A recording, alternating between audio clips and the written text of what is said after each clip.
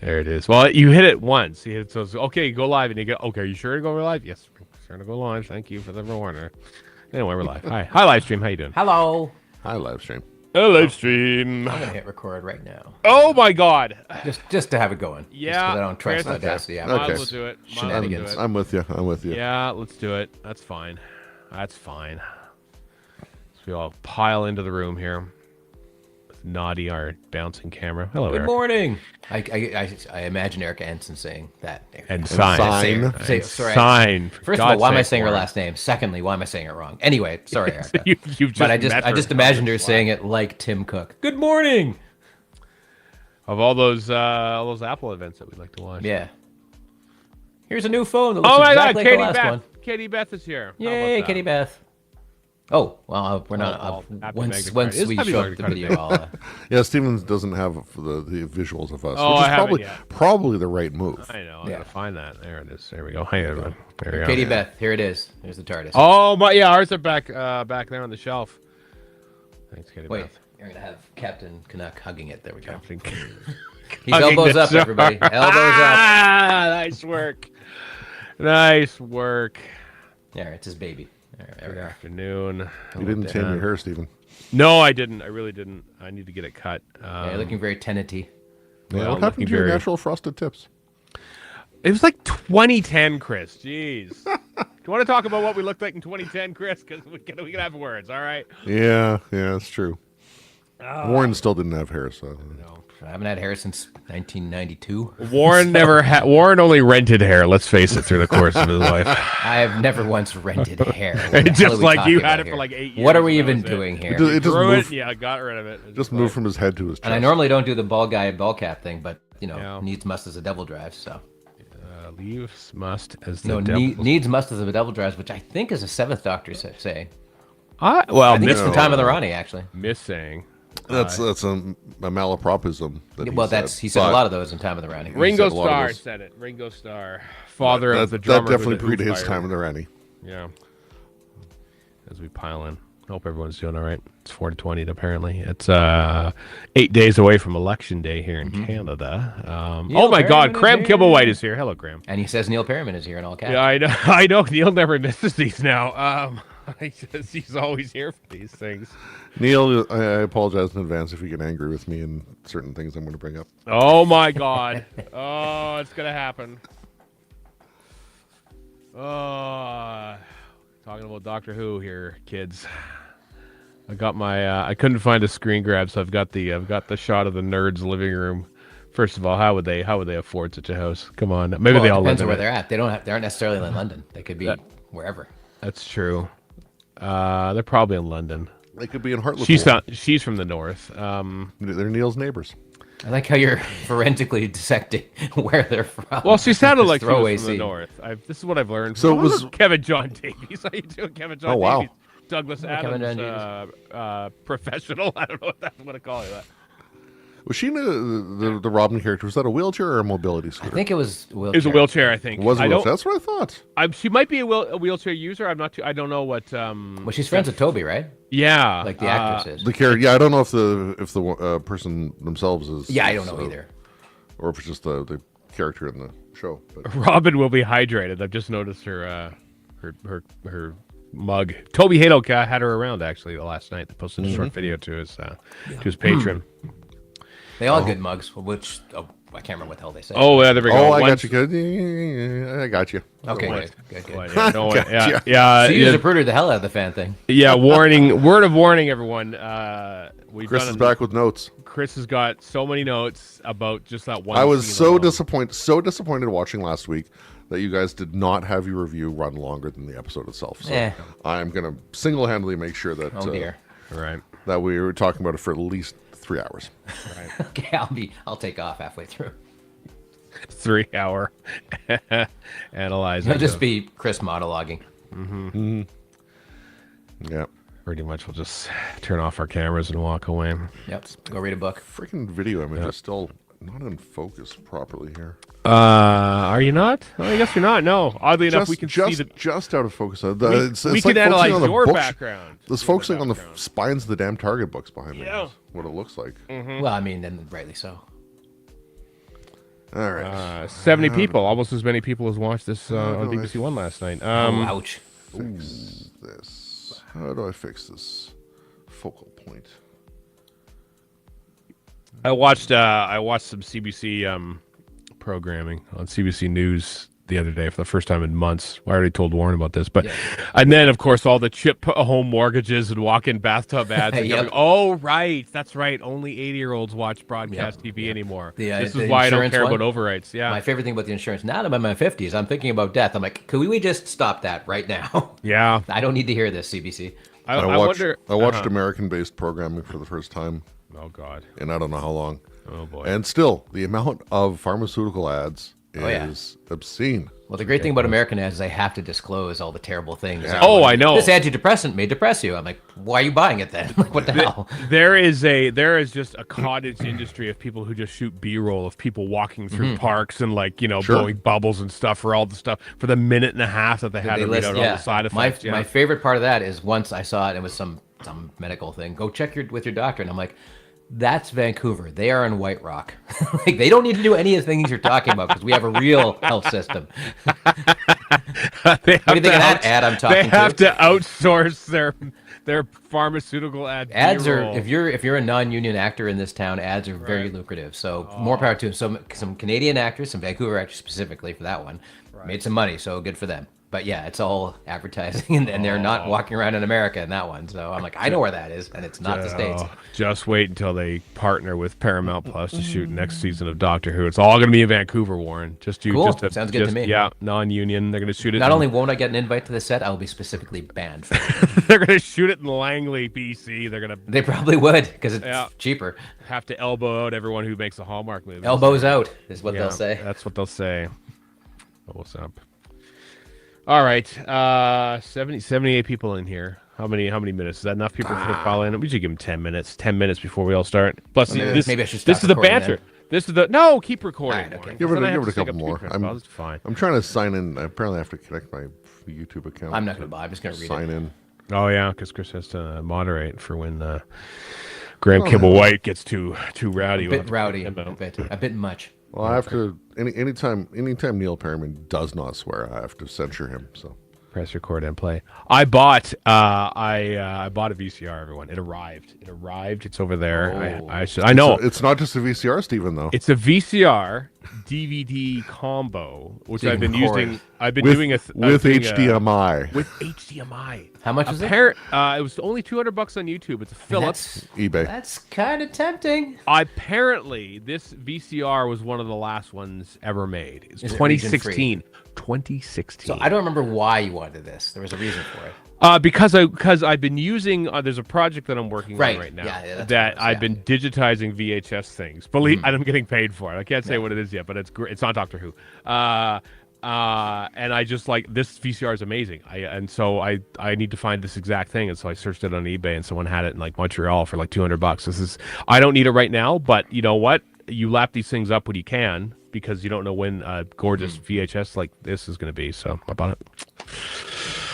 Haven't plugged in it. Haven't checked it out. Haven't dug out my old VHS tapes to digitize them or find software for it yet. But pretty exciting, kids. Pretty exciting. I'm tempted. What do you have? I've got some old VHS. Got a massive VHS box. Stuff. Is it Super VHS or VHS? VHS. Okay. Yeah, it's not Super VHS. So.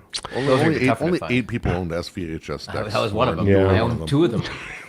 we lost 4 people with VHS talk, so we should probably get going anyway. All right. I was supposed to hit end stream thinking, good night, everybody. That was it. All right. I should have got more coffee. We're pivoting to a VHS podcast. Chris, you need to get should have got more coffee, didn't I? Where's Kat? Kat, can Kat watching bring you... this. Well, Kat is watching this, allegedly. Can Kat get you more coffee? Hell no, she says. I'm not going to make Kat do that. No, I know I'm not wearing a scarf, Neil.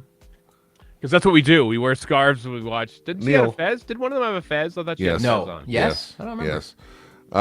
Neil, I think you'll find we are not Doctor Who fans. Yeah. We're not the right kind of Doctor Who fans, certainly. We're not proper Doctor Who fans. The show ended in 2017. I saw that on our YouTube. Somebody was like, the show was done in 2017. I'm like, okay, all right. Moving right along. Get out of here. Cut it out. Oh, nice. egg a little. 25. Holy crap! I know it gets warm in our home. You have actual like airflow.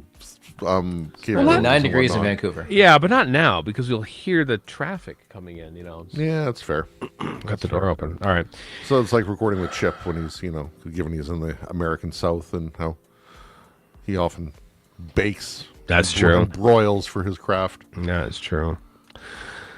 All right, kids. Let's talk about some Doctor Who. What do you say? You betcha. There we go. This is recording. Upload recording. Are we recording already? Right. That's this is uploading recordings. Stay in the studio until your recordings are uploaded. So yeah, I'm just poking around tabs because we have. Oh, okay. Yeah. Well, don't stop. Okay.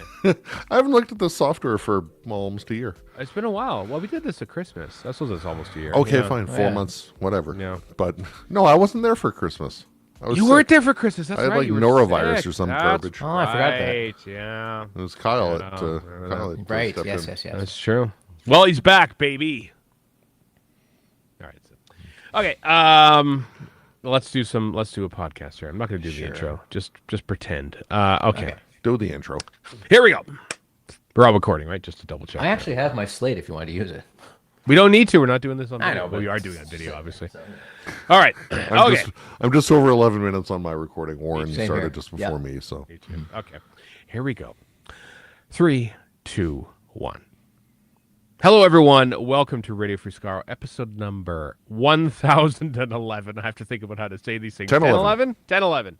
I'm Stephen in Edmonton. Warren in Vancouver. And Chris in Edmonton. And we are here to talk about Doctor Who, Lux, the episode Lux, short for Lux Imperator, not Furiosa Imperator. Or Luxor Casino. Or Luxor Casino, or what else is Lux? Lux Eterna. Sure. Lux Eterna is the name of the suite of music that is heard throughout 2001: A Space Odyssey. Oh, there you go. neat. Yep. Oh, well, more about that later. More about that later. Obvious allusions to 2001: A Space Odyssey. Clearly. And Odyssey. Especially the cartoon part. That was very much 2001: Space Odyssey. Very much here. So we'll be talking about that. But first, just to, because we are the official podcast of Gallifrey 1, the most wonderful Doctor Who convention in the world from February 6th to 8th next year. Gallifrey 1 hotel reservations open May the 9th. Hotel Mageddon, everyone. We're unsure of the global political situation in February of 2026, but we will be going for the hotel rooms nonetheless on that day. In the off chance that that the world settles down, and the most important thing is that we can go to Gallifrey 1 unhindered, perhaps as Canada's fourth territory. Once again, you don't immediately get province status. You have to build up to that. So you got to work for it.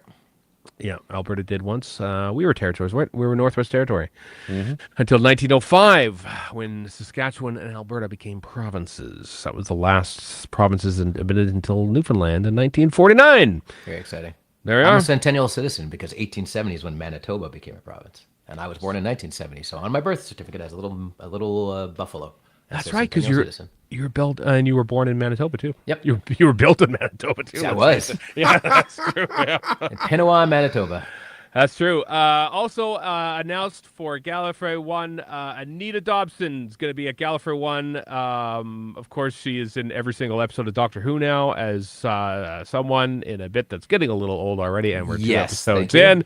Well, get ready to see. She'll just pop up wherever. You'll be like in a different panel 1 week, and also Anita Dobson's here for some reason. She's got to just talk off screen to somebody who isn't there too. But there's no camera. She's just talking. Screen. She's just narrating to this meta audience. That's what I want to see. Yeah, I don't Turns know. out she just goes on set and does this. Nobody has any clue. They can't get rid of her. I don't know. Susan Twist did the same thing last year, or this year. She was everywhere. She was everywhere. I don't know if you noticed this, but in the just jumping ever so slightly into the review part of the podcast, but in the Unleashed, when they talked to her and she did her line to didn't do the line to camera, something about, I don't remember what her last line was. Trick of the light. Trick of the light. Then she did a a big wink, and they cut the wink, which is why it seems even more abrupt than normal. An episode ending. Yeah, they should have freeze framed it. I mean, do a David Maloney or Graham Harper at the end of with the sitcom music, ba, ba, ba, ba, ba. yeah, or something. You know, it just I don't know. RTD episode endings always feel so abrupt. Mm-hmm. Like the titles crash in way too soon. They don't build. I remember like when Queen Victoria and Tooth and Claw and Torchwood will be ready, and like the music's just coming up, and then it just suddenly comes in. And it just feels like it's anticlimactic, you know. And despite all that, this was shorter than last week. Yeah, it was. It was as we get into it. Doctor Who Lux Season 2 Episode 2 review. I know that Chris has a heaping list of notes. Yeah, I've got it, but yeah. You You haven't seen it to know how heaping, but I know I've got some points to raise. I know exactly how long it's going to be. And you weren't here, Chris. You haven't been in a live review since Empire of Death. I guess so. Yeah.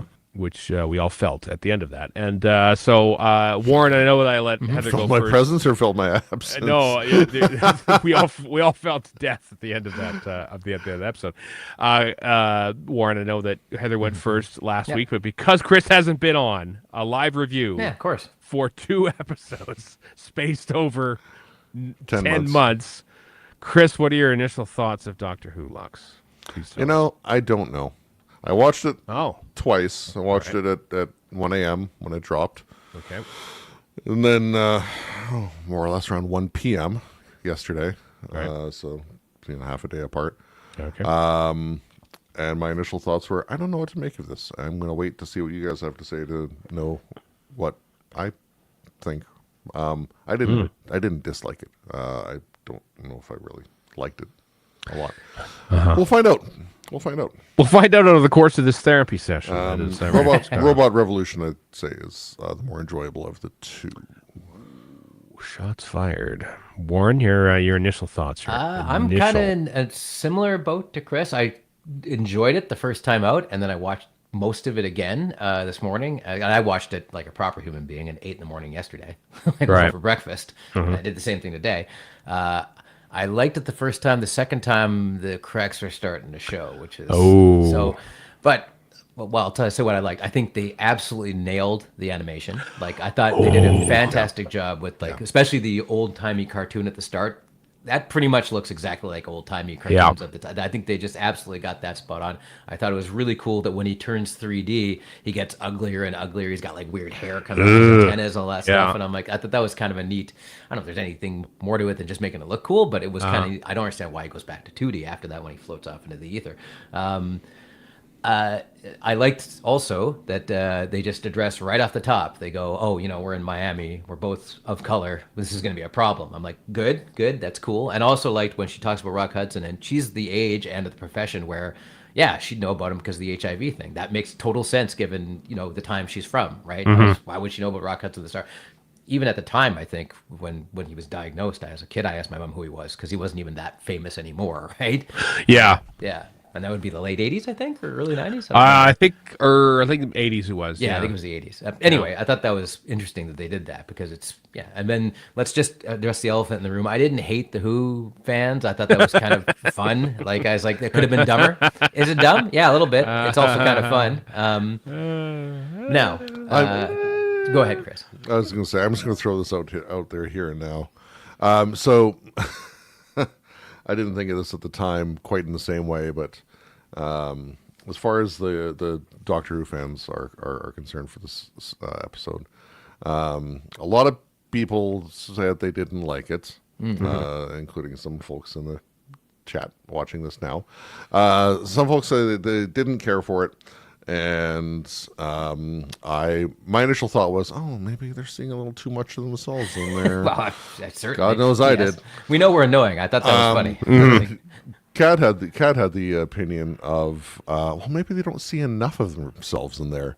Because I think of Doctor Who podcasting, for example, us and Tacky on TV, Who's He, Pharaoh's Project, whatever, the whole bunch of them. Middle-aged white dudes. A single middle-aged white dude in that crowd of 3 people. Good. So Actually, maybe the fans didn't see enough of themselves in there to because like them. middle-aged white dudes have never been represented fairly. Come on. Anyway, I didn't mind all that. Who's going to speak for us, Warren? Yeah, Where do than the we on people our on the screen platform right of now? When is international white God, middle-aged yeah, white when we get dudes the straight men pride Doctor flag Who while I'm fans at day? it. Anyway, moving swiftly on from that nonsense. Right. I thought that could have been a lot worse. Is it kind of stupid? Yes, it is, but it's still kind of fun. I thought the actual villain, Lux, was just kind of slight. He's just kind of this dude who runs around and goes, "Don't make me laugh," and he just kind of got annoying after a while. Yeah. The actual, he doesn't really feel like he's much of a threat, even though it clearly is. It's just like He can create fire out of nothing. Yeah, but it just wasn't doing it for me as true. a villain. Also, I just got to say, all these Pantheon dudes, with the possible exception of Sutek, who just doesn't get used properly, Yeah. they're kind of lame. They're kind of lame so far. There's probably a couple more coming down the hopper, and I'm like, I don't care about this Pantheon thing. You got to wrap this up. I don't care know. about Mrs. Flood, and I don't care about the Pantheon. Let's get on with it. Have some. Let's proper bit beat story. this You're up gonna- a little bit. you're gonna- Let's you're get gonna some have a- science back into the show. You're gonna have a bad time. Probably. That's all I can say. But it's all that. building up to something, and I don't feel like it's building up to much. And I would happy to be proven wrong, but it doesn't. But that's not a whole lot to do with this episode. I liked where the guy who's stuck in the projection room, when they introduce his wife, she's in black and white and sort of fades into color. I thought that was a really pretty cool. move. I saw people compare this to Devil's Court, and yeah, structurally they're right, but I Yep.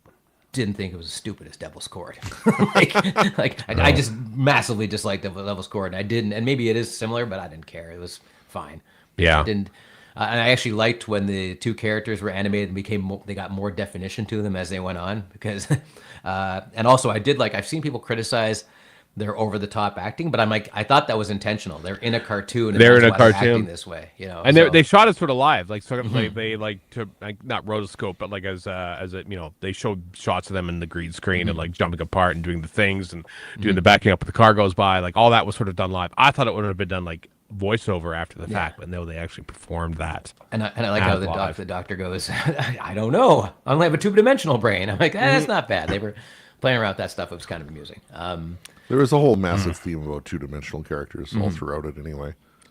Well, Anyway, they should have yeah, so- they should have watched the Robot Revolution last week then, if they wanted two-dimensional characters. Because they were just there to say lines and move. They were basically talking scenery last Yeah. week, and I thought, how Well, that's what like the kid at the diner was. He got on my nerves. Every single character in the episode is 2D. Every single one. There's Yeah. Brits playing Americans, and then there's that guy. like, oh golly, what's going on? Gee, Yeah, I know. Okay, that's enough, dude. I'm doing my American accent, not like a South Florida accent, an American accent. and That's very all you much a need to know. British actor doing an American accent, and I don't think I could do one either. But I'm also not an actor, so No, I'm sorry. I'm really Doctor Who's telling me. Like when I remember when what was his name? The guy who played the sheriff who was in Farscape. the guy from Farscape, yeah, Ben. I can't remember his last name. Either. Bren Browder. Browder, yeah, Browder, yes, like yeah. legitimate American, or I mean, actually, the other guy, Cat's favorite actor, Mark Shepard. Mark Shepard. He does a credible one too, but even though he's British, whenever you get like an actual American actor on the show, it's just like, oh, they've been doing him really wrong. Or the guy that played Nixon. He's an actual American Stuart- too. Stuart He's an Milligan. Stuart Milligan's an actual American too. Like they actually, they feel, and so when they have like people on, like, oh, you're not from there. Come on. And there was a lot of that in this. I don't really care all that much about suspension of disbelief, whatever. I mean, if they're running suppose. around and pulling film and walking out of TVs and all the rest of it, then of course. But That's true. Yeah. so I didn't mind it, but am I going to go back to it? Probably not. I'm trying to parse what you were saying about Lux being a little, inconsequential. Yeah, he just kind of. It kind of is. I'm not sure. I'm not sure that I agree with that necessarily. The one thing he does basically is he sort of just like kicks Doctor Who and Belinda onto film, and they have to spend the next 15 minutes getting themselves out of it. What happens during the time of that? What is Lux doing during the course of the time that they're little like dance, stuck probably. in a movie? Yeah. He's the character. He's still a catalyst for most of what happens in the story. As I said before, you can create fire out of nothing because he's threatening. He did suck the regenergy out of Shooty, so there's that. Yeah. He put those 15 people on film. There's I don't know. I think you're not giving the character enough credit. I feel like he should have been. I'm not going to say it was No. like front and center like a Master episode or something like that necessarily, but I but feel like he did more than was. Yeah. I think that he should have showed up in the animated world. Maybe instead of going to the world of Doctor Who fan. No, but like in their world. You know, he should like once he put Doctor Who and Belinda into the film. Yeah. I think he should have showed up in there. He to did. taunt them or something. When did he do that? He drove by in the car. Oh, you're right, car. he did. I totally forgot Was he in about the that. car? I totally missed it. He was driving the car that goes by them. And that was it. Like That was like it? Neil like Come Neil on. like Neil There is saying should've in been the more. like Neil is saying in the chat the most likely limitation is the cost of doing it. Yeah, Oh, that's yeah. true. Because if you watch, as you watch Unleashed and all that kind of stuff, That's true. which I'm sure we'll get to in more detail Yeah. later. Like they spent a lot of time, a lot of manpower. And I a bet lot you the of big man money's that hours. 3D effect because it looked great. Like that was a fantastic effect. It worked. I mean, So having less of Lux definitely makes sense in in that sort of a capacity. But again, he does a lot of stuff that off screen as well. I think you're underestimating the character's impact. I think it's time for the pedants list to happen here, Chris. I haven't even. We'll get Steven to hasn't it. said anything. Yeah, we'll get to Yeah. that. I'm in no rush. I'm sure Okay. nobody else is either. But yeah, he does appear in the anime. It's for however many minimal number of Oh frames. God, but yeah, I he's didn't there. even notice. I didn't even either, notice. so. I watched it twice and never noticed him. When playing out in front of me here when it comes up again. What diner is open at 4 a.m. by the way? And 24-hour diner. In 1952, did they have those? I think so. Probably. They do for the purpose of the story. All right. Just curious. Why is she there? She doesn't look like she's been up since 4 a.m. They look pretty bright and cheery for 4 a.m. Because she's there all the time because her son for her kid, went yeah. missing at the Palazzo. Because that's what her... Did you even watch this? You say you watched it twice, huh? no, I had no idea. Stay up till 1. I like Denny's is 24 hours for Criminy Well, sake. I know, but it's 1952. I don't know when 24-hour thing happened. 1952?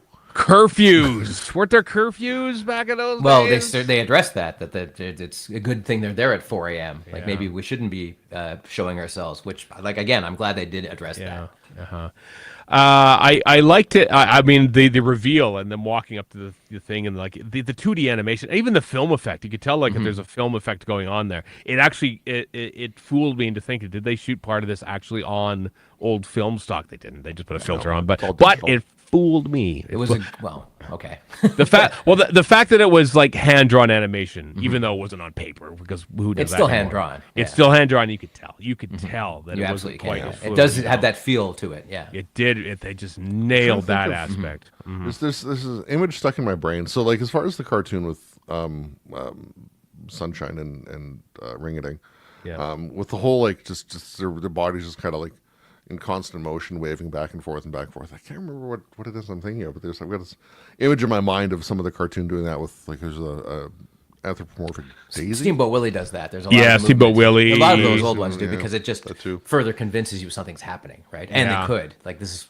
radically new at the time. Let me just talk about one thing I didn't like, which is when they're leaving, the Doctor and Belinda are leaving the fans, and the music just goes out of control, and I'm just like Murray Gold Turn it must be down. stopped. Murray Yeah. Gold must be stopped. like I'm very touched by this little bit here. I don't need you to emphasize. I'm not an idiot. Just please turn it down. The first scene after the opening titles is Doctor Who and Belinda rehashing dialogue from last week, which is 3 minutes prior to them. They're saying the entire thing they just said at the end of the episode. As you know, we're trying to get you back to and the music is just and like, come on, he's lying under their TARDIS console, Murray. Yeah. Just let the music let the scene play out.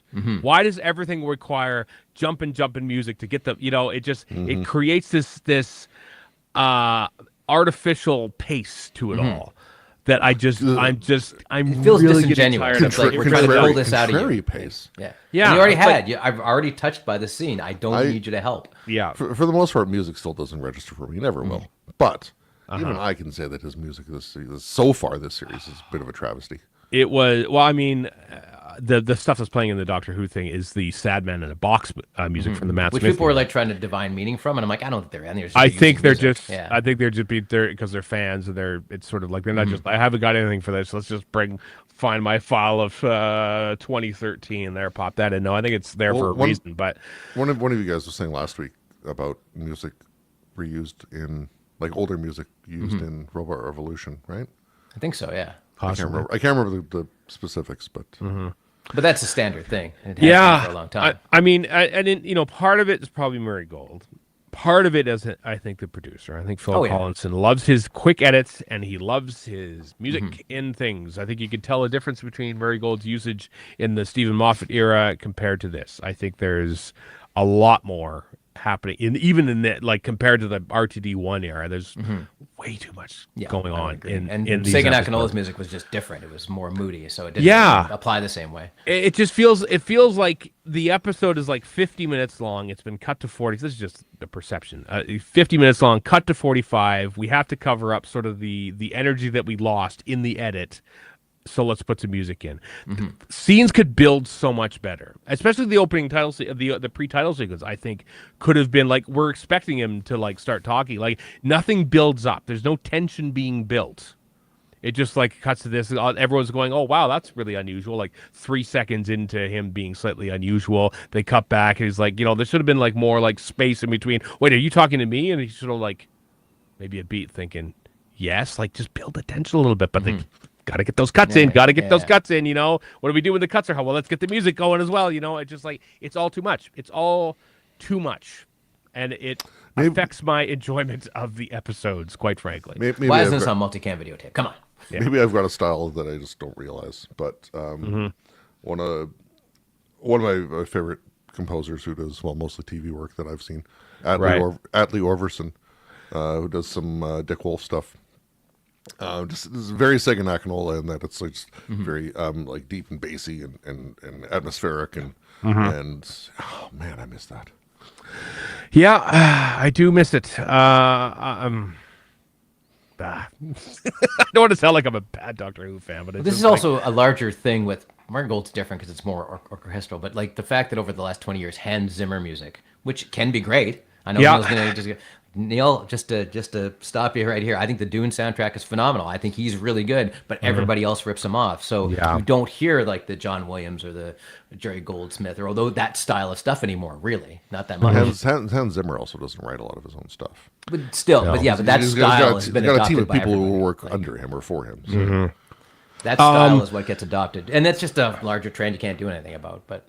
And it's also me being old and going, these were better back then, remember? Yeah. Did anybody else like me, when the signs fell off, the letters fell off the sign and it said H. Harbinger, I went, oh no. I literally said, oh no. A little bit, yeah. Here comes the laugh, and they go, oh. Going back to the structural, and I've got at least one more thing to raise on this at some point. Going back to the structural similarities between this and Devil's Court, I mean the same thing. Right. We had H. Harbinger, the kid playing piano, or the other guy, whatever. I know. Yeah, it was the kid, not the teacher. Yeah. Yes. Anyway, so yeah, same thing there, and we've got Lux coming out of the screen, just like we had Jinx Monsoon coming out of the piano, and it's on my list, but I'll bring it up now. The wardrobe scene when they're, this is the best part, babes, or whatever the line is, and they run off to the one door and then immediately pop out the other one. Same thing happened in Devil's Court when they change. That amuses me to no end. I don't know why. So. I know it feels like they're relaunching, like they're just doing the same thing again, as if like. And the funny thing is, they made these 2 seasons back to back. Doctor Who hadn't aired yet, which we'll get to. I have a point about that to make as we get to it. As we get to the one scene, which will tie up most of this episode, I feel. Also, an interesting note as I watched some animation on here, that one of the people who worked on the animation of this also worked on Roger Rabbit. Oh, cool! Yeah, which has never been bettered by anything. No, and I was just watching the bit where like Shudigawa is like walking off the stage and the animated Mr. Ring-a-Ding is behind him, and it like slightly fake because he's standing in front of an animated thing. I was like, that is perfect. That is what it should look like. Damn it, it should be slightly fake on purpose, and that's what it was. And now that we learn that he also worked on Roger Rabbit, which is, as you say, Warren, perfect. The technology is so much better now, but it just doesn't hit the same way Roger Rabbit does. No, it's just because you could feel because there's actual tangible objects in the thing. There's like these little robot things moving, Or I've seen moving people- trays around in the restaurant and stuff. They had to animate over that. Or I've seen people draw allusions to Cool World, like Oh dear, no, Cool World's garbage. whole different animal. The animation of this was the one character for the most part. Done much better than Cool World. I'd like to hasten to add. Cool World is garbage. It's Cool bad. World. Bad. I don't think it's a fair comparison to put this up against It's no Monkey Bone. Who Framed Roger Rabbit or Cool World, or Monkey Bone for that matter. Also garbage. Yeah, yeah. I have a soft spot for it. It's not a good movie, but I have a soft spot for it. That's fair. I mean, the attention to detail. I really think Gatwa is finding his role a lot more in this season already in these 2 episodes. Yeah. I feel like he's They're both very great. much more doctorish. Yes. He also, I mean, bear in mind. So I don't know. I can't remember what the gap was between when they stopped season 1 and started season 2. There was a bit of a gap. Oh, in like between. 2 weeks. It was Go off to pretty- Comic-Con and then come right back and make season 2. It was fairly minimal, but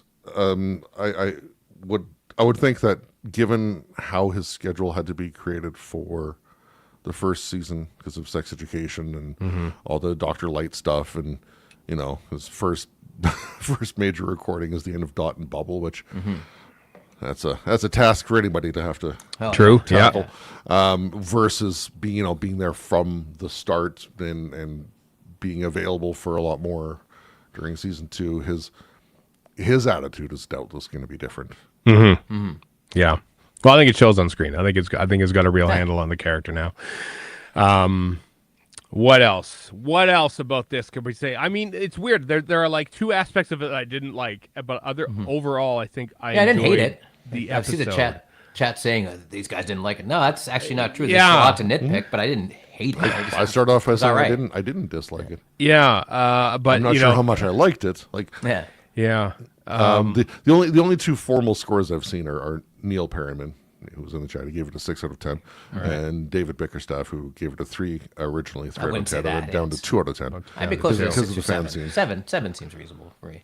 I have a question about animation, and this might tie into Lower Decks, so bear with me on this. So try to control your invective, but yeah. What Star Trek Grant incoming. what Simpsons, Family Guy, whatever. Why does animated things? Why does when something is animated is the default thing to become immediately self-referential? Is the one thing that I don't understand.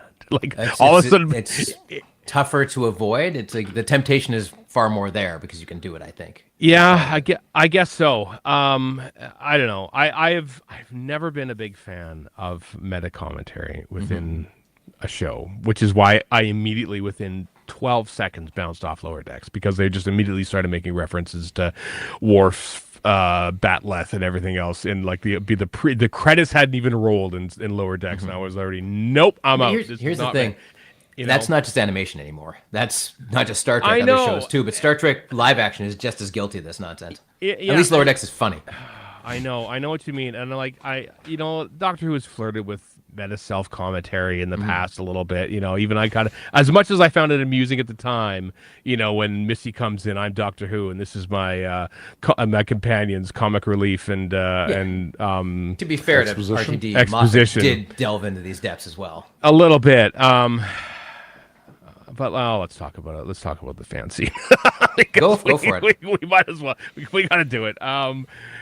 For some reason, I don't know where it was. I think I heard that there's like 3 actors who are playing Doctor Who fans in this upcoming thing. Was it like Radio Times or Yeah, it was I remember somewhere seeing like something that hit a few Coming days across the before. trans- yeah, broadcast, I don't go for like spoilers, and I found like there's Doctor Who fans in this episode. What does that mean? And so when I realized like they're gonna come through the screen, oh no, this is it, isn't it? They're gonna do this, and there they were, Doctor Who and Belinda come out through a living room, and they meet people who are fans. Oddly enough, instead of loving monsters, the one thing that I thought of, the first thing I thought of, was the Savages. Believe it or not, because Okay, please explain, because that doesn't make any sense. which is out now on Blu-ray in the UK, not here in North America. But like Doctor Who, I always call them Doctor Who now because it annoys people. I like it.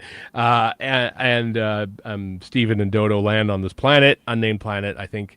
And Jano welcomes the Doctor in, And he goes, "Oh yes, we've been following your adventures through space and time and stuff. Oh, you're like they're basically fans of Doctor Who on this planet. Well, they know somebody- of them. They've been following them by their charts and everything. Oh, you're the foremost people in time travel. Could you- How do you know this?" And, could you that was say one that- of the first thing I thought. And then, oddly enough, in episode 4, Jano tries to become William Hartnell himself and like adopts the mannerisms and everything. It's such a weird episode. I can't wait to see how they animate all this. But somebody in the chat mentioned the Mind Robber, and they're right about that. And also Osgood, it was very this is Feast of Stephen where he talks to the camera. Like this has happened before. Right? I know the Mind Robber has like basically waved away a lot of these crazy episodes in the past. I've just got to the bit where the car drives by. I have to watch this to see if it's him in the car. There he is. Okay, that was such a cameo. Wow, that was barely noticeable. But he's Okay, there. I mean, I didn't mind the fan part. It was fine. Like if it had gone on any longer, I probably would have started rolling my eyes. But just as it was it was a nice little hey hat tip fans, we love you too kind of thing. And also going, we know we're annoying. I'm like, RTD knows the deal. He's one of them. I mean, he says he's one of them, but he's also like he thinks they're annoying. I think. Well, he's... I mean, okay. Have you never met an annoying Doctor Who? Oh, fan? I know that. Some would call us annoying Doctor Who fans, and they would be right. Like, would 3 fully grown adults in a house just assume that they are walking out as like, would they not think that they were the actors playing them? The fact that they buy into the fact that it's complete fiction, it feels weird to me. They would think, oh my God, it's Shudi Gatwa and Varada Sethu coming through my TV. No, they think they're Doctor Who, but like they actually think they are. Listen, if somebody fictitious walks through your characters. TV, Right. I would be that's a level of believability. If somebody's actually walking through your television, I would still probably think they were actors if I was a thinking adult. Maybe that was the first clue. These are just characters in this animated film. Your good lady wife, Stephen, hit the nail on the head, saying, "I hated, then loved the meta fandom." That's how you felt? I will say again, every character in the story is 2D. They are going to be limited. They say themselves, "We don't exist. We are not the kind of people who have last names." That's true. which I thought was a nice dig at himself. There's I think it was, the execution was very cringy. I cannot say otherwise. Yeah. But the presence, the context, the characterizations, all excellent. Okay. Yeah. Mike, I didn't mind it, so. I see what you get again. I see, and then they do appear at the end. So I guess they do survive. I guess to be real fans, or are they not? Well, I mean, top. and even within the context of things like, yeah, Hassan was the name, right? I've got it in my notes anyway. But the person in the middle even says, it's puppets that want to become real, not cartoons. Yeah. Mm-hmm. So they kind of get the puppet treatment if that's what actually does happen with the second scene over the closing credits. Overthinking this, honestly, but. Yeah, the one thing that jumped out at me is, if it almost feels like RTD is trying to, self-deprecate himself by listing his own episodes as things. Remember the one with goblins? Really funny. Oh, what about the one where I met the Beatles? Or no, they all say blank. What I found funny is that, this is made before either of those episodes aired. So it's like, did he think so highly of them that they would be the best? When, maybe they weren't going to be, because people's opinions of them differed. And in Unleashed, RTD even aligns himself with the fans. He's like, I am one of these. Mm-hmm. Right. So, I mean, if he's making fun of anybody, he's making fun of himself. I don't know. I don't think he's been that kind of fan for a long time. Maybe he has. I don't know. I feel like he has some disdain for fans. Just a slight bit. I don't know. He certainly had his chance in the time between the end of time and Ruby Road. Right. So I don't know. Yeah, but this is shot like January 2024. It's a long time ago, and before any of this aired, for months. So. Yeah, I mean,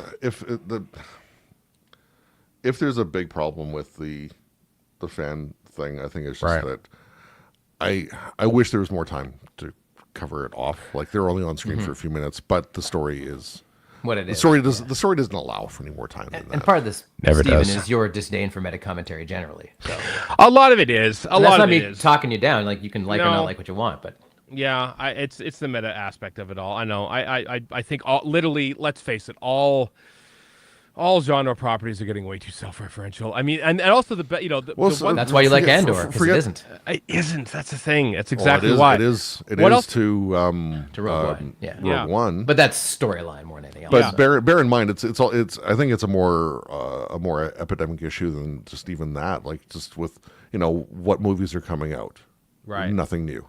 Yeah, Right. okay, Typically, fair. it's remakes, reboots, rehashes, Oh, I know. continuations.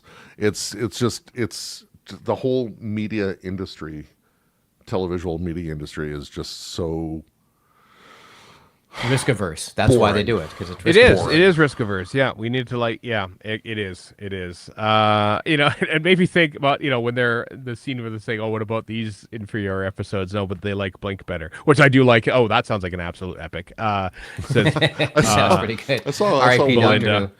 I saw one review mention how I'm shocked they keep saying Blink because in like Doctor Who magazine, Blink's no longer the best ever. Things like Heaven Sent are above it and whatever. I'm like, I mean, I did say to myself internally, why did they say Heaven Sent? Because that is the best one. But yeah, Blink was probably funnier to say. I don't know. oh yeah, of course, yeah. It is the funny thing is that like I mean Marvel kind of does this a lot too, which to their detriment is that they'll basically have characters that have come after like the Avengers and stuff, and they all go on about how great the Avengers are when you're not watching the Avengers. It's like, oh, I could have been watching Blink. You're right, Blink is a great episode. when Maybe Poochie's I'd not on rather the watch screen, Blink. all the characters should be talking about Poochie. Right, You can. I've said this before. You can blame a lot of this on Joss Whedon and his very clever writing that was very good at the time. But all that quippy, nod and a wink stuff then infected the larger body, and then here we are. So yeah. I definitely think that I liked that RTD poked fun at himself. I've met the Beatles, and didn't you like the Goblin one? No, we like Blink. Blank. Yeah. It's like it is very self-deprecating. Well, it feels like it's self-deprecating.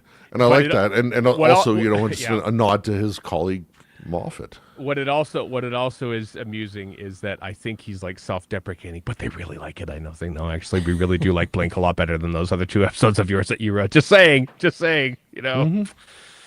I mean, at the end of the day, again, for seeing oneself in those fan characters, I don't know that I would say Blink is my favorite overall. No, even from the new, from 2005 onward. But it's pretty great. it was a good joke. It was better for the joke for it to be. Yeah. But I can guarantee you it's not going to be an RTD story that I would rank as number one. Oh no. All right, this is hilarious that the three Doctor Who fans talk most about the scene involving the three Doctor Who What a fans. surprise. Yeah. Welcome to every other podcast out there, probably too, Chris. You've written a page and a half of notes about the scene and what is in the background that you noticed. What did you notice? Am I starting there? Okay. Let's do it. We were talking about it. We might as well go into it. So what do you got? I'm just going to get into my notes on that scene in general here. Just got to find where they are on the list here. Scroll. Bear with me a second. While you do that, I will just say I'm there. The Harvest Bringer, not an actual movie, but it says Harbinger, so there we go.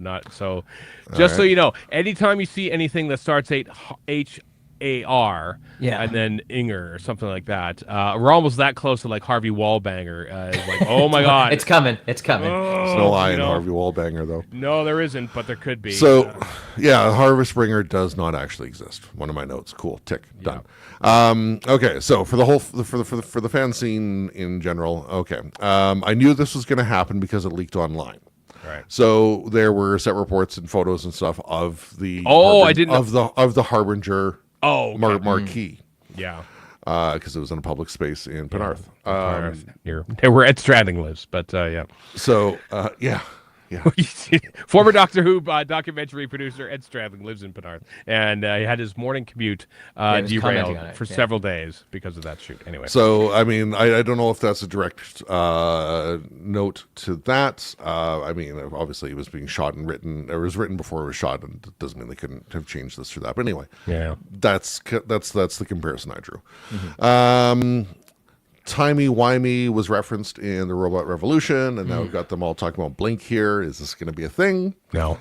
I had a very sad, self-deprecating laugh over the fans being annoying. Are some We are real, annoying. are some actual Doctor Who fans upset about the scene with the fans because they don't see themselves middle-aged white men in there? Well, we've already talked about that. We Yeah. already talked about that. Yeah. Are Doctor Who fans upset? Yes. And then, all right. So, as far as the Zaprudering, as Stephen calls it, is concerned, so from what I noticed, and I'm sure this is definitely not an exhaustive list. No. So we've got a fourth Doctor scarf. According to Kat, it looks very authentic. Is it now? Is that just judging by the? I mean, it's brand new. It's come fresh out of the package. It's probably the BBC shop version of it. I'm assuming. Very probably, because I don't foresee them necessarily, commissioning somebody to knit one for 2 minutes on screen. No, certainly not Lady Nostradamus either. So I don't know if Kat might chime in the chat about the scarf. I don't know. Anywho, Right. 1970s unit logo shirt. Yes. Yep. Nice. Fez. Yep, Fez is first seen. Yep. Yep. Beep the Meep shirt. Yep. Pertwee Sonic screwdriver. Pertwee Sonic. Yeah, that's right. Saw that in there. Did you say Tella shirt? I can't remember if you did. No. Not yet. I love that shirt. I want that shirt. Tell-Us shirt is the next thing with the old like Tomb of the Cybermen style Cyberman logo. Probably I'd love freely available at Forbidden specifically Planet. referencing Telosian Cybermen. That's great. A poster for Fine Time, showing the creature from Dot and Bubble. Oh, I never noticed that. I noticed There I that. am. Didn't Look at notice that. that Yeah, either. that's because you didn't actually watch it, Stephen. Damn. Multiple Blu-ray and DVD sets, including I did some of notice the collection series. Yeah, I saw those. Saw Three or four of those. Yep, see those out of order. Some action figures on the shelf. On the very top shelf, it looked like Martha Jones, Excuse perhaps. me. Excuse me is a proper term. Action dollies. Action dollies. Action Donis, thank you. Some action dollies on the shelf. What looked like Martha Jones. This is blurry, distant kind of. Yeah, it's tough to tell. I like court of law never going to work. But Martha Mildly Jones on the top surprised that like Unleashed or something didn't do a deep dive through all this. Yeah, that's actually, I am too. yeah, shelf. Yeah, I didn't think about that. yeah. Looked like what's probably the pig creature from Daleks in Manhattan. Maybe a Mox of Balhoun. I couldn't quite tell, but there's more than that. Just a little, it was just indistinguishable. I think a Silurian is leaning up against one of the Pertwee box sets, isn't it? I think it could be a Silurian, could be a Yeah. Sea Devil. For sure, that's the Obviously- leftmost of the three. Obviously, a hat tip to the war between the land and the sea coming up. Yes, obviously. It might be. Yeah. It very much might be. Are these nerds going to be in that too? Are they going to be watching the war between Sure, the why land not? and the sea? Bring Oh, it yeah. back. Oh, what was your favorite Doctor Who spinoff? Children of Earth. You maybe not the class one? No, Children of Earth. Okay, all right. Yeah. On a couple of them have their names on their mugs. Lizzie's mug says "Lizzie, don't blink." Hassan's says "Affirmative, Hassan," and the other one. Oh, on the is other a side there. Nice. Picture of a Dalek for Robin. On the other K9 side, is on that mug too, yeah. on Robin's, I've got a different screen grab up, and it says Robin will be hydrated, is what it says on the other side of her okay. mug. So So and they it's all, just have, they all have their names on there. yeah, and there's a K9 one for. So they all have. Yeah, it says "Affirmative, personalized mugs. Hassan" for Yeah, Hassan. it's K9 on the other side of the logo on there too. So just so you know, So so we yeah, see both sides. Awesome. Yeah. So yeah, that's what I noticed. Okay. Nothing else in terms of okay. Well, You that and was then great. you mentioned, Stephen, there's a Yeah. poster of Shudigatwa, Yeah. like on a different wall. That's Did I mention that? No, I did. But so it's Warren, in you did, Unleashed okay. or the other one. The just behind the scenes. One of the two, they show the camera, and then behind him is that the one where Shudigatwa's got the rainbow colors behind him, and he's reaching out like into the out to the poster. You know what I mean? Right. The official art that I think might be the official BBC art. But anyway, it's there. Yeah.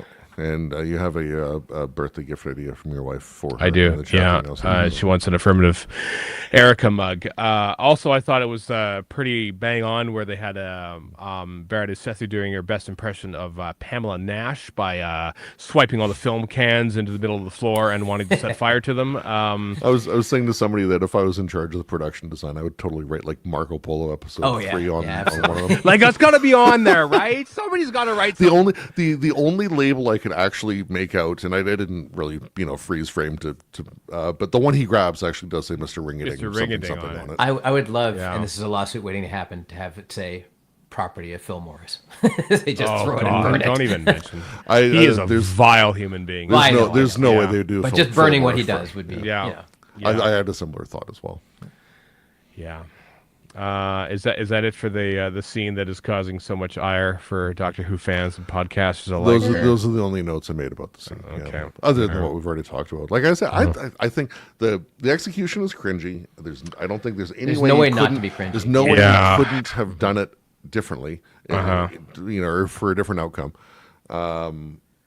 But on the whole, I It think was it's fine. fantastic. It was totally fine. Like, I didn't mind it at all. And it was a little touching at the end. Thank you, Murray Gold, for adding to it when I didn't need it. But I thought it was quite touching at the end. It was kind of nice. What do you think about the death of Lux himself, sort of floating up into the sky and becoming light, basically, and dissolving into the stars? I didn't think about that point Warren raised, where why does he go from 3D back to 2D? Probably because it's money. Because it's the one that I think because he's becoming real, and then he realizes, I don't want to be real, I want to be light again, and so that's why he becomes. But also, just in terms of VFX craft, it's a lot easier to make something look good in the dark than it is to make it. So if he's out in the sunshine, it's that much tougher to make that 3D model look good. I'm sure they could do it, but it looks cooler in the dark with the light kind of back, like they backlit him, so you see his hair and stuff, and that just looks cool. His almost like basking, almost Christ-like pose. Like they're not reusing assets there. They're having to that's do true that too. fresh for the scene. Yeah. And it's the Lux that we all like, let's face it. And it's not the end of the world that they did it that way. It was just puzzling. That's all. Yeah. And then at the very end, the 15 people just pop up, and they're fine. Yep. I'll talk about that. They're kind of like in a Again, Marvel movies. did you watch this story? Did you watch this episode? They were trapped in there. I know he said that, like, you answer the question and you'll free them. Is that what he said? No, I mean, I'll get to that when I get to the Well, rest we're of there. the We're stuff. what do you got? What else? All right. Okay. I'm just right. going to go for the top here. There we go. Here So we right off the bat, he says, Ringaning says, don't give me sunlight. I'm more interested in moonlight. Right. So there's your ending right there. Don't Okay. give me sunlight. Right. Oh, he's saying it right there. Right. Almost right off the bat, he says that. After after he comes to life from the moonlight, which, I mean, it also, what a fun and unlikely coincidence to have the moonlight, go through the transom or the skylight, whatever, hit the spoon, hit the nail or screw or pin or whatever's holding in the poster, and then bang, bang. So it's like Rube Goldbergian, Right. to the next level almost. Well, that kind of fits the theme, really. Kat says, I don't think it's mill knitted. No, the scarf. I'm The assuming scarf. that means it's Yeah. hand done. I don't know. That's a knitter term that I don't understand. No, it wasn't done by the mill, the effects company. That is. They Or- spend or- an enormous or amount of money milk. on VFX and a Yeah. scarf. Or Yeah. milk, for that matter. Or milk, yeah. You could tell the fans were fictional as their box sets were out of order. Oh, Ian. Yeah. Absolutely not. Ian. That's what I said. Don't look at my shelf. Don't Mine look are at out my of shelf. order. If you look at Chris's live stream right now, it's complete. Oh, those are mismatch. books. None of those are. Oh, those I are know. books. Those are in order. Yeah. Well, broadcast order. Now that's priorities. Right Broadcast Yeah. order for the targets and then a release order for the new adventures. And Right. whatnot. Right. Where am I here? Okay. The closed scene echoes the same thing happening with Ruby in Devil's Cord, just different Right. camera angles. I loved the outfits in general and Shooty's hairstyle. That kind of like the weaving is kind of the right Wavy kind of, wavy yeah, kind- yeah. it Yeah, it that's looked really called cool. in the autobiography of Malcolm X. They called it conking at the time, and that was Oh, really? There's a scene at the beginning of the movie Malcolm X where he has that done. They put lye in your hair and it burns basically, and it hurts like hell. And that's right. It's in the beginning of the book, and it's in the beginning of the movie too. Okay. Maybe I don't know if that's it's the wig then. We quite know- the same we thing, know- but that's the style. Yeah. We know from Unleashed that Varda Sethu's hair is a wig because they show a few different options that they had considered, and the one they went with is far and away the best. But I don't She know. looks if she great in that hair. I just have She to does. say. Yeah. I don't know if Shooty's hair was a wig or otherwise. I'd be tempted to say wig. I would assume so. There we go. Erica says he was wearing a wig in Yeah. Unleashed. Oh, okay, there we are. He's not going to burn his hair Erica. for the show. Why would he? Yeah. No. But I mean, just because that's the early Malcolm X days, what we're talking about, 40s here, 50s. Yeah, his 40s hair. Yeah. So Right. I mean, I'm sure they have different. I'm sure it's a slash lot letters easier now 80 than it was years almost later. 100 years ago. Yeah. Yeah. Rollover Beethoven did not exist in 1952. It came out in 1956. 1956. I mentioned I that. told you I was getting pedantic when I in my mentioned that notes to here. Erica. She's fine when they're in the TARDIS. It's fine, I suppose. What songs did come out in '52 though? Like rock and roll wasn't even a thing yet. So like, to Not sort of as such. pretend it's like rock and roll. It's kind of like that's kind of. Isn't Roller disingenuous. Beethoven one of the ones that gets abused a lot with that? It's just good to use so people doesn't. It's actually got never it. fits with the time that in whatever movie or TV show it's in. Yeah. I mean, California Soul wasn't out in 1965 either when they went to Also, the Beatles. So I just like to or pedant myself. 63. The last guy who should be talking about black people's hair is a bald white guy. So I just want to put that out there right now. True. Yeah. That's fair. That's fair. Yeah. Any of us really. The Harvest Bringer doesn't actually exist. So the cinema had an Academy ratio screen, which would be correct for 1952. Oh my Oh, god. yeah. wide- 4x3, baby. 4x3. Oh, okay. Yeah. 1.375 to 1. I take it back. Oh god. You're Glad to right, have you you are back. correct. Glad to have you back. This is great. Widescreen didn't come into any remote popularity until the year after, 1953. That's right. All the big. Was Ben-Hur the first one? No. I don't remember. Ben-Hur what was the first one 59. So Yeah. yeah. But that was because of television. They put out wider and wider stuff because of TV. Yeah. Yeah. Hey, that's exactly what it was, yeah. Yeah. But yeah, the Academy ratio, roughly 4x3, was the norm for decades. Yeah. That's what I'm giving the horns to. 4x3, baby. Right. I understand the need for how much segregation is mentioned, but it's sad that it needed to be, insofar as, man, people in the past sucked. And, well, I mean, there's some people Yeah, out there people. that Have still you noticed suck. 2025? I know. I've seen people complain about Shooty crying. I'm like, dude, he lives in 2025 Why Yeah. wouldn't that character I know. cry? The comments have been going, I'm scared that the reason I can't get you back because something bad is happening in 2025. It's just a dude. Yep, You you're don't absolutely know the half true. of it. Yeah. You do not know the half How of it. how prescient they were. I mean, he does cry in the scene with the fans. He So, does. Yeah. I mean, I'm fine with that. Like, this doctor's emotional. yeah. Big deal. yeah, and changes his outfit every time as well. And Also whatever. cool. So, I love that he changes his outfit every all time. those things that people are bitching about. Belinda's indignancy about it might have been slightly misplaced, but it is reasonable because coming from the future, she's like, how, why, whatever. Yeah. I loved Shooty's facial expressions as he tries to hide his glee over investigating the cinema and the Yeah. Velma scene. Those are good stuff. He's There just is like, literally He was haunted cinema. Yeah. tour de force. Yeah. Um, Oddly enough, his little head fake as he pointed reminded me of George C. Scott in Doctor Strangelove when he's going to the big board. I just for some reason reminded me of it. That's all.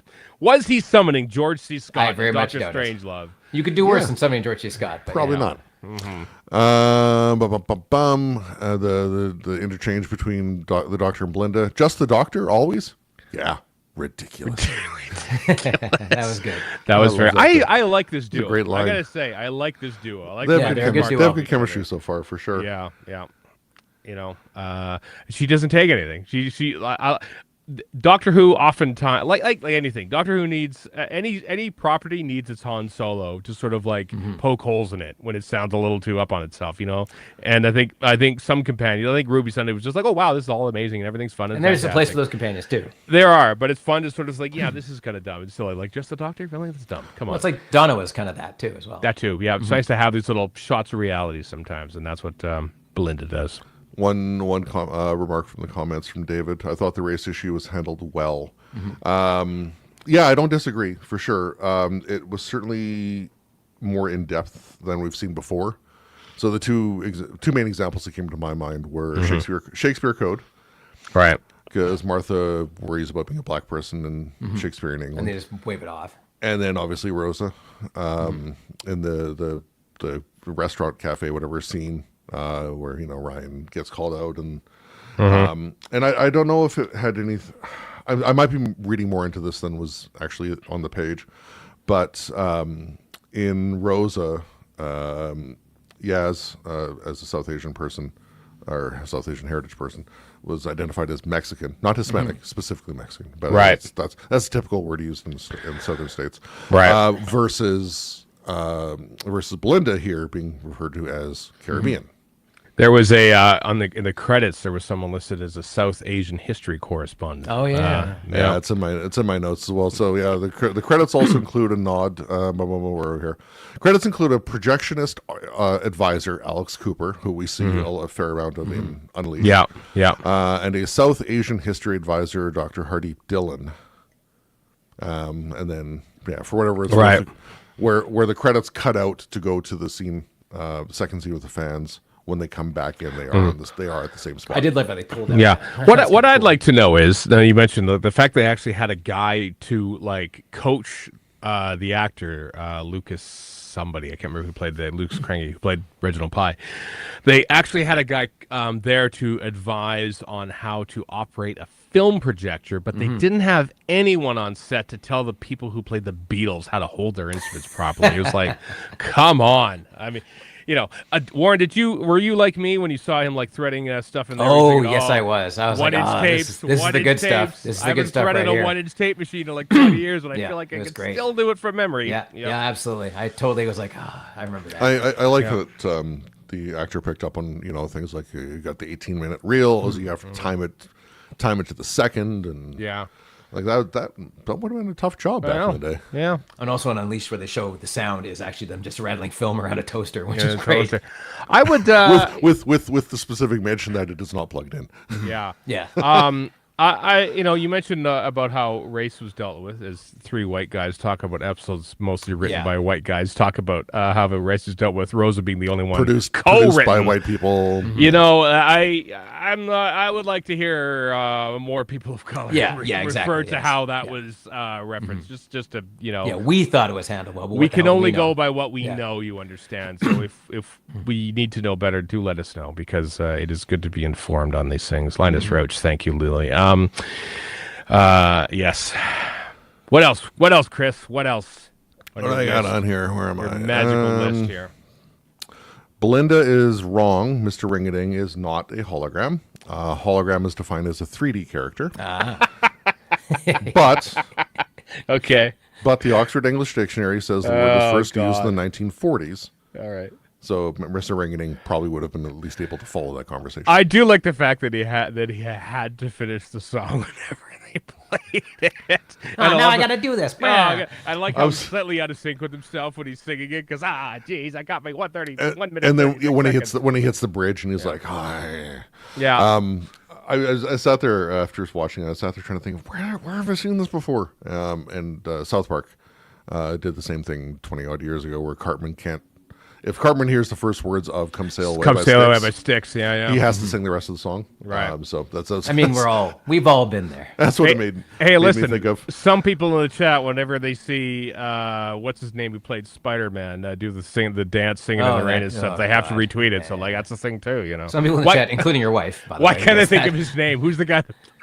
Tom Holland. That's the guy. In drag. Tom Holland. Yeah. I'll take that. I'll take that meme over the annoying meme when people would show Meryl Streep doing this, and I saw it so many times. I'd be like, I hate this. Is visually annoying. And I have nothing against Meryl Streep, but it just I don't need to see this meme over and over and over again. Umbrella forever. There we go. Right, Jenny Beth and Erica signaling in the chat. They are seen. What do you got? What next? Around the same time, there's a super duper tight close up of Mr. Ringading, and he had some film grain superimposed, which I thought was so good, fantastic. It was so great. good. Yeah, the attention to detail on that bit, like I said, the attention to detail, the historic detail of the Beatles, like instruments down to microphones and everything was great. The way they held the instruments was awful. This was great. This was a pedant off. Is that what we're having here? It was great. You know what? You can tell. You can tell when they are faking it. Is what I mean to say. And they weren't faking it. There were so many great little touches in making this feel authentic. Even in Unleashed, Stefan Powell and Shooty are sitting there in the cinema, on the cinema set talking about the the ornateness and the attention to detail in that and whatever. So there's too much legroom, but the set itself, oddly enough, was a rehash, it was a refit of the actual Abbey Road EMI Studios as used in the Devil's Court as well. But and you would, I mean, professionals that they are, you would not know that just by looking at it. Kind of mentioned a lot of people were talking about Alan Cumming was great in this. I thought he was quite good. Yeah. Doing his voice bits from New York. I can't think of a bad Alan Cumming performance. So yeah. No, although I watched, might be something out there. No offense to Sam Watts, but I watched like 12 minutes of the Traders. I think, and I thought, this is not for me. I mean, that's a reality show or whatever. This is ridiculous. That's a little different. Yeah. I mean, Alan Cumming is great in Josie and the Pussycats. This movie great I saw as a lot. Nightcrawler in the X-Men, and he's coming back as Nightcrawler in the X-Men. And I don't know. Wasn't he in Spice World as well? Pretty sure he's in Spice World. Everybody was in Spice World. I never watched Spice World or the Nightcrawler show. Was that a show, Warren, or was that guy? No, it was in Why am I even mentioning you? X2. X-Men. But the X-Men are coming back in Avengers, whatever the hell, the new one. So. And here we go. Alan Cumming at age 60 is. Listen, if you can yell and scream about how they're not holding guitars right, I can momentarily mention Nightcrawler Code, which is that's fine. Which has got Alan Cumming playing him, which is relevant to what we're talking about. That's fine. Just to get off this topic and move things elsewhere, I just want a couple remarks from Kurt Armbruster in the chat, which I think are poignant words of wisdom. At the end of the day, my almost 11-year-old daughter absolutely loved it, and the show's made for her. That's fair. Not my 50-year-old white. Well, that's totally fair. Yes.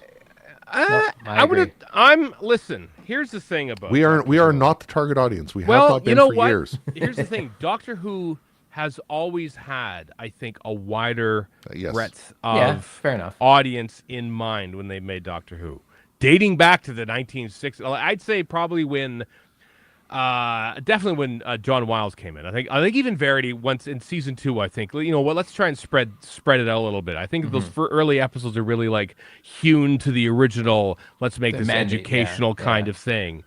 And even throughout the 70s, I think the 80s probably skewed a little. The 80s I think tried to grow up with its audience. I think a little bit. So too did the Capaldi era. Let's face it. I think that's kind of like leveled up a little bit.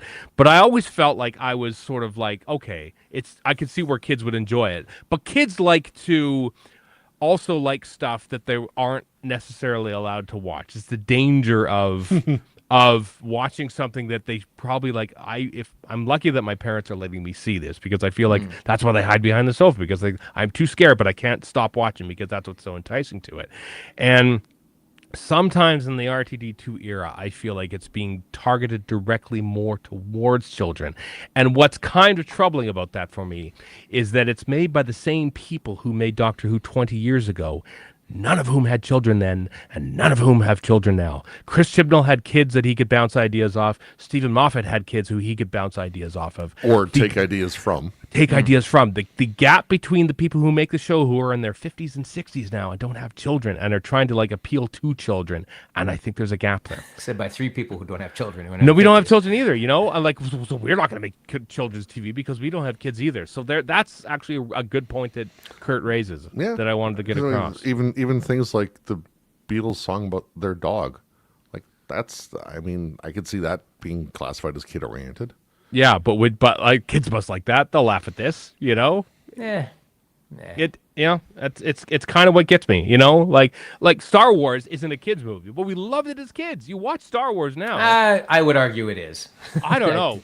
Uncle Ed Beru and Uncle Owen gets okay. It was a 70s kids movie. It was a 70s kids movie.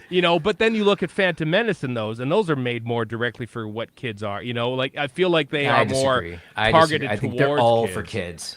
Yeah, but I feel like there were maybe good old Gen Xers that we are, and The reason we love Andor is because it's an adult drama that happens Yeah. to be about Star Wars. The reason That's I true. don't like Ashoka is A, I can't follow it. 'Cause watch your Wii there, sir. all right, well, the reason I don't like Ashoka Right. is that I haven't watched the animated stuff, and I'm not going to, so I can't follow what the hell is going on, and I don't care. Right. And on the Acolyte, really did stream Kitty, but you know what? Fine, people dug it. So Great. Yeah, Just yeah. like, I- I'll go I- and see my other thing that I like. I want to get off this tangent so badly, but All right. I'm going to ask one thing of you, Warren. Okay, Episode 3, I Revenge of make the my Sith. point with this. Episode 3, Revenge of the Sith. Yeah. Did you like General Grievous? I didn't mind him, but Okay. what the hell was his name? General Neil- Grievous. General Grievous was fleshed out Right. in Attack of the Clones. Yes, yes. The first Attack of the Clones, or not Attack of the Yeah, the Jenny Tartakovsky Clone one. Wars. Yeah. Clone Wars. He was very fleshed out in that, which went out between episodes 2 and 3. But you know very little about him within the context of episode 3. It's also a 2-hour movie. It's not. I and don't a have half. to watch 10 and a half. years of backstory. Yeah, I know. Like when Cowboy Johnson, or the hell his name shows up in my Boba point Fett. being, if you can enjoy that character without knowing the backstory, without having watched that specific animated series, then you can enjoy Ahsoka. Yeah, I can. I just didn't. The thing is, you have to have watched Rebels to understand what the hell's going on in Ashoka. You just do. So and All I right. hadn't, and I'm not going to. All right. But the thing about General Grievous, sci-fi author Neil Stephenson said, Think about General. if you Can't don't, just somebody. No, put hold that on. one- No, He we'll said- wrap it up after this. if you haven't seen that stuff or all the tertiary backstory stuff that they put out before the movie, he's like, it feels like he fell out of a Happy Meal, and he does feel like he fell out of a Happy Meal. Right. So anyway, that's my. But I didn't mind because All he's right. just a big idiot goofball who gets killed. All right. In the end. General Grievous appearing soon in or season 2. Premiering Hey, April hey. 22nd. Yeah. Darth Maul's getting his own Oh series. boy, hooray! All right. We're almost at double the length of the episode. Yeah, Yep. okay, sorry. I Enough told Star you Wars I'm making crap. sure we go past Yeah, I know. 45. Yeah. Where am I here? Okay, so Mr. Ringading says, he explains it as his coming to life. He says, I appeared, they disappeared, when the Doctor talks about the 15 people. Right. So I appeared, they disappeared was the explanation from Mr. Ringading about the 15 people disappearing. The ending doesn't really discuss how they came back. No. Other than the Yeah. reverse of what kicked it off in the first place. So technically, that's an explanation. He disappeared, they reappeared. That's good lawyering. I suppose it's kind of like, how does it go? I disappeared here, reappeared there. That's what the Doctor says about how the About the TARDIS TARDIS. dematerializes. I guess we'll just wave that. It did feel like, I thought it reminds me of the thing of that Simpsons episode With- where like with- about with two- biblical with two of tales. the- Biblical two of the tales where verities- Ralph Wiggum is going, he appears out of nowhere after having died, and Bart goes, "Hey, Ralph, I thought you had died." Nope. Well, they don't explain how Marvin Monroe came back to life. Oh, Well, right. I should definitely take flack for Star Wars talk, given this turned into Simpsons nonsense. Yeah. I was going to say with two verities in the chat, I'm happy to borrow their phrase hand waving, and just be content with what we did get for Hand how waving's 15 fine. people came back. There's an economy to hand waving. Yeah, I suppose. Yeah. There's only so many minutes in the episode, and again, this is shorter than Yeah. Robot Revolution, so they had even less time to work with. Right. I'm trying to figure out. I still haven't figured out if it's odd or not that each and every white character in Right. the episode Okay. calls the Doctor Sir, except for the cop. I did notice that. He's an You're illusion. right. He's an illusion, so it doesn't count. But every single one called the Doctor Sir. Like, is that? I'm not sure if that's because none of it seemed to be in like a facetious or derogatory manner. So I don't know if these people Is are that just being- Southern politeness? Like, I don't know enough of the South and Maybe. Florida specifically to know how people I mean, if you acted think- other than poorly. If you think of the diner scene where the mother and the waiter, cook, whatever Guy. guy, Danny. I don't know what his name was, but yeah. I can't remember his G. name. Willikers, that's his name. Danny yeah. I G. mean, Willikers. both of them are talking about who's going to see it this time of day if a white person and black people sit together in the diner, things like that. Right. So I don't know if it's just trying to paint these characters as more sympathetic, less racist. I don't know what the deal is, but It's also like I say, shorthand, I guess, as well. yeah, I just don't know if it's odd or not. Having Reg's wife be a plus-sized person is a nice change. Yeah, that was true.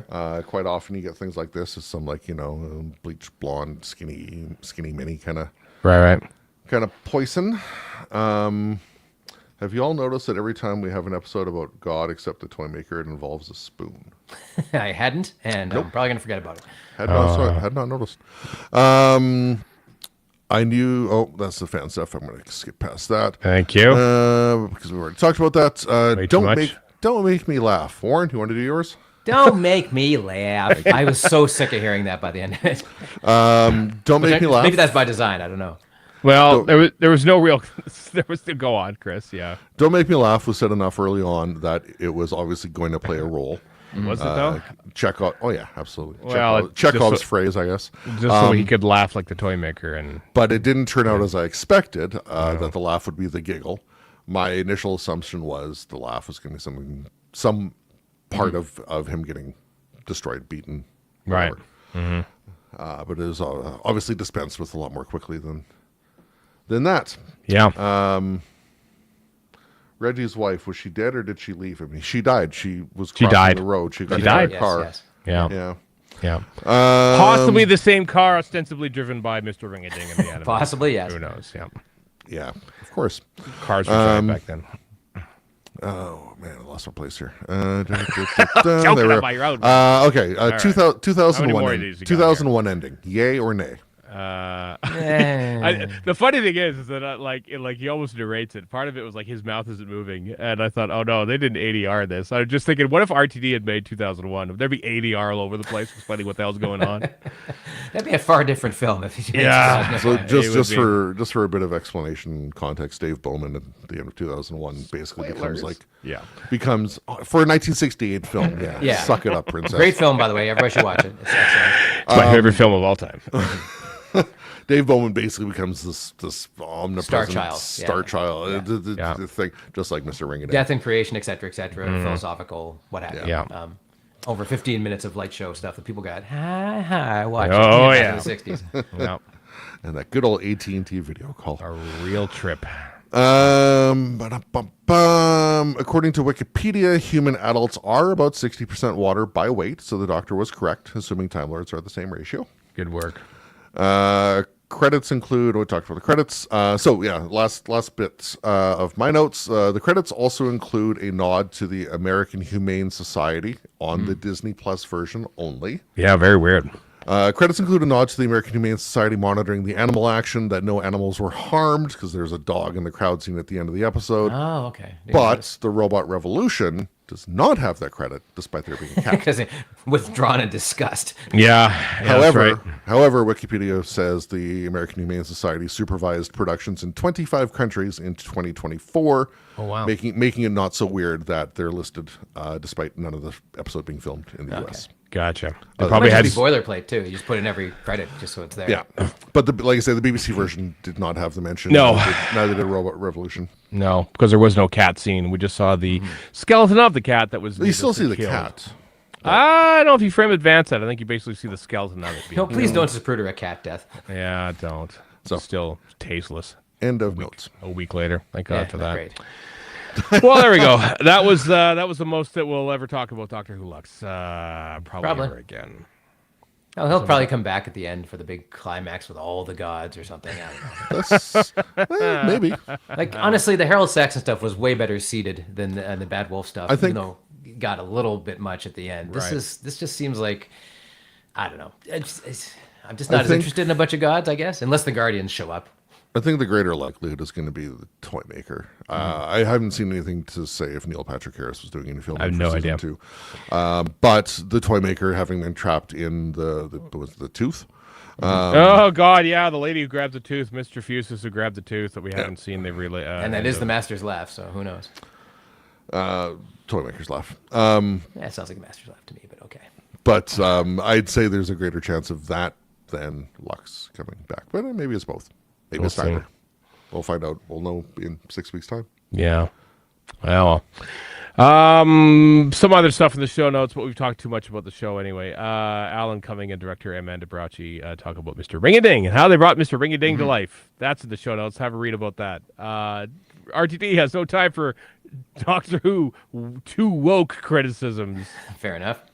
which is fine I actually. mean, I can't argue with that. Yeah, he even hinted at. He did an interview with Parade Magazine where he hints that he has ideas for seasons 4 and 5, even well, despite we'll his doom and gloom supposed message. Listen, I know that there are a couple of. There was a writing team, one a notable writer, one a relative noob, who had written the first episode of season 3, and we're waiting to see if it was greenlit. And I know another one who has written. So there's at least 2 episodes that were written for season 3, several months ago now, at least. So they're RTD alluded to 3 is in the past as well. Yeah. Can So I there just are make one comment about Yeah. Unleashed? Okay. When Shooty and Stephen Powell, I can't do the Welsh thing. Stefan Powell. Thank you. We're talking about Pokemon. All I could think of was children, be quiet. Like, I did not need. I'm like, I have no idea what you're talking about right now. I know Somebody I'm old, mentioned out Battle date, of the but- Planets or Astro Boy or something. Come Of on. course, yes, Powerpuff absolutely. Girls. Powerpuff Girls was mentioned and I know as well. Pokemon is massively popular if you're like 20 years younger than me. But I was just like, I can't follow a word of this. So please stop talking about it. I mean, and the most egregious part was nobody mentioned the best starting Pokemon, which is Squirtle. Come I don't on. know what the hell you're talking about. And going don't on explain here? it to me. No idea. No idea what's happening. I thought it was kind of cool. Stefan Powell gets the amazing honor of actually saying subscribe to the Doctor Who YouTube That was cool. channel. Yeah. And he Oh, did yeah. this one. It was in Welsh as well as English. Yeah, that's true, yeah. Yeah, was a thing. So Just to quickly cover one thing that you missed, Stephen. Mr. Ignored, probably. Mr. Ignored. 7:20 p.m. for the well. Oh yeah, I'll to talk about BBC that One. at the end of the episode. Probably we mentioned next week. There's also a Q&A with the designer who designed Scoot, the little guy, little Scoot. little robot from Robot Revolution. So there's a Q&A with the cat that did that. Michael Van Kesteren, who I thought said Michael Kerrigan, director of Battlefield. That is not the person who designed that thing. Coming out this week. Doctor Who Magazine 616. So what, previews of probably the next 4 episodes will be on there as well, I assume. Yeah, including contributions from writers Pete McTighe, Inua Ellams, and Juno Dawson, and Interstellar Song Contest host Rylan Clark. Oh my no. God! I can guarantee, audience, even if I did like this one, well, you haven't heard nothing yet. When your Stellar Song Contest comes up, it's not going to be good. Let's just hope that Juno Dawson had a hand in writing those songs that are inevitably going to show up in there. Actually, that was my other thing. Is stop writing lyrics, RTD. You're not good at it. And neither am I. But I'm also not putting this on TV. Yeah. Anyway, that's coming There's out. a tribute to Simon Fisher Becker in there, apparently. So There is as Oh, well. hooray. That's all right. And especially for me, I imagine Gav Reimel's all over this. We visit Riverside Studios for a close examination of 1967's The Tomb of the Cybermen. Oh. Yeah. Old TV, baby. Next up in the Black Archive is Logopolis, coming out this month. It should be like right there. Like you should probably buy it right now because it's April. it says 81 in stock. So yeah, I guess There we are. Yep. published. Also available as ebook. Those are great. Those are really great. The Black Archive books. This one's written by Jonathan Hay. That is out right now. Couple other books to come, which are things. It's like Scrabble for my images and stuff because there's a couple books coming out. One is Shirley Jackson and the Chaos Box, with where the 15th Doctor meets Shirley Jackson, who I don't know much about, admittedly. Author, I think. Am I Author. wrong with that? That's coming out in June 2nd, June 12th rather. But Toddy Thompson has written One Night Only, a Fela Kuti story. Fourth Doctor. Explain meets Fela Kuti, 'cause you Fela had to explain Kuti to me. is a legendary Nigerian musician and political activist of the 1970s, who also had some troubling personal relationships with women. So That's not great. Complicated. What did fellow. you say? 27 wives? 27 Wives at Once. Yep. So there's that aspect as well. But the music though, I love. Well, Fela and this is a Kuti's T-Bake music. story, which is even better. So Yeah. So I'm fascinated to see what they do with this. So yeah. What's his name? The guy who played Luther, whose name I'm blanking on. Idris Elba. Idris Elba? Idris Elba. His movie Sorrow, Tears, and Blood, is it? Yeah, the title is taken from a Fela Kuti song. So, okay. So there you go. That's coming out in August 12th. So that's Renowned DJ Idris Elba. renowned DJ. I would like to Idris call Elba. out Erica's wonderful comment. Marie writes the music for the songs, and it also sucks. She is correct. Good point. And That's a good hire point. a songwriter, RTD, full Yes. stops in between each word. Yes, absolutely.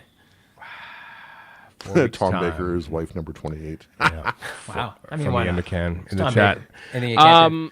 Also, just for people in Canada, CanCon, we haven't had much of that this week, but the Season 7 Blu-ray set is now available for pre-order on Amazon. BBC Shop still remains unupdated for months. Still? Something's gone with the BBC Shop. I think they've gone offline, basically, and haven't updated. There's no one there to update anything anymore. So the only place I can get these things is Amazon. I'd love to recommend other options for you. I can't. So we pre-ordered it. Yeah, like with anything to do with physical media these days is getting harder and harder and harder and harder in general. Like even like 4K movies are idiotically expensive, hard to source. Yeah. Because they just aren't making as many as they used to. I know. Criterion's for which is production. also idiotically expensive. Yeah. Criterion has always been expensive And selective, too, you know. and selective. Well, they've really broadened things in the last. I mean, I paid decade or $120 more, but- for my Laserdisc of Lawrence of Arabia, and it was worth every penny, by the way. Yeah. Yeah. So anyway, June 3rd is coming out. The War Games in Color DVD is starting to coming out. Blu-rays coming out. My comp copies in the mail right now. Nice. So I'll have that to talk about next week because, of course, there's an extra on it with me and Chris Hayden. Chris Hayden sent me a nice note saying that he received his Blu-ray, which is awful nice. And then he says, "Oh, thanks for making this all happen." I said, Chris Hayden, thank you for making this Yeah, happen. no kidding. For editing the War Games and then hanging on to a copy of it for 55 years in the first place. So I'm looking forward to that coming out as well. Last bit of news. This happened early this past week, but the legend that is Jean Marsh passed away at the age of 90 or 91? 90. 90. Former wife of John Pertwee, of course, actor in The Crusade and Dallas Master Plan at Battlefield, but was, also co-created Upstairs, Downstairs, for crying out loud. I didn't know she was married to. I didn't know she co-created Upstairs, Downstairs. Yeah. B, I didn't know she was married to. she co-create 61 to or- 65, yep. Co-create or fully create?